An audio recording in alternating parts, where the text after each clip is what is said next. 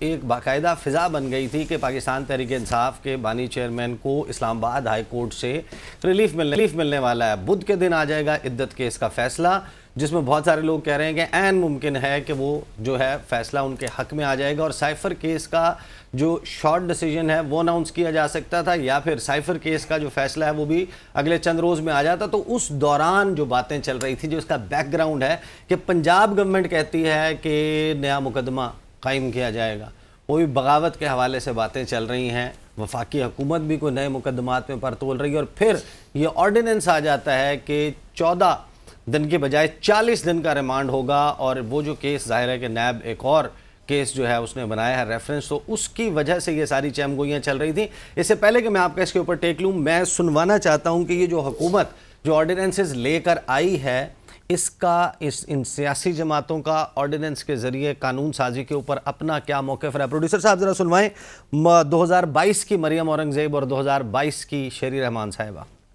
Ordinance کے ذریعے لایا گیا، اور آرڈیننس کے ذریعے یہ اس لیے لایا گیا کہ ان کو پتہ ہے کہ پارلیمان میں یہ اس ڈرکونین قانون کا نہ یہ کھڑا رہ سکتا ہے اور نہ یہ اس کا سامنا کر سکتے ہیں، تو انشاءاللہ ہم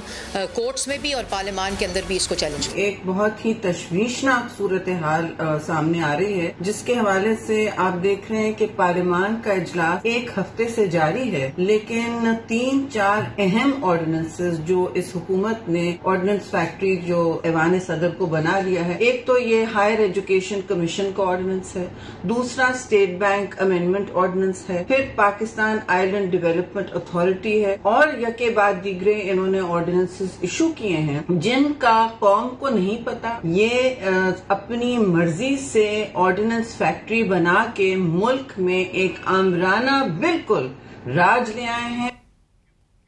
تو یہ جو آمرانہ راج اور تشویشناک صورتحال پیدا ہو رہی ہے، کھوکھر صاحب کیوں حکومت، آپ کو لگتا ہے کہ حکومت اس بات پہ مجبور ہوئی کہ وہ آرڈیننس کے ذریعے قانون سازی کرے؟ دیکھیں عیسیٰ، ایک تو یہ ہے کہ ہمارے جو پولیٹیکل لیڈرز ہیں ان کی ایک ڈائیکاٹمی ہے کہ جب یہ پار کے اندر ہوتے ہیں تو ان کا سٹینس اور ہوتا ہے، اور جب یہ اپوزیشن کے اندر ہوتے ہیں تو ان کا سٹینس اور ہوتا ہے، اور یہ جو میڈیا ہے یہ ساری چیزیں اب دکھا دیتا ہے کہ آپ نے اس وقت یہ کہا، اس وقت یہ کہا۔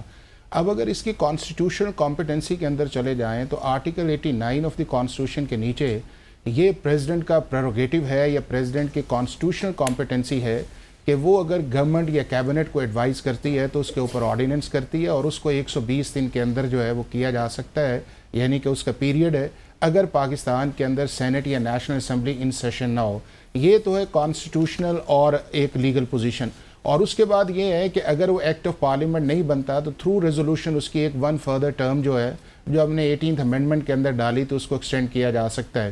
اب یہ ہے کہ یہ جو 2 آرڈیننس آئے ہیں ان کا بیک گراؤنڈ کیا ہے؟ ایک تو یہ ہے کہ جو نیب والا آرڈیننس ہے کہ جب پہلی دفعہ آرڈیننس یہ گورنمنٹ لے کے آئی جب پی ڈی ایم کی تھی تو 90 دن سے 14 دن کا ریمانڈ کیا گیا، اور پھر 14 دن سے 30 دن پہ گئے، اور اب پھر جب واپس جو آیا ہے تو 30 سے 40 پہ چلے گا۔ تو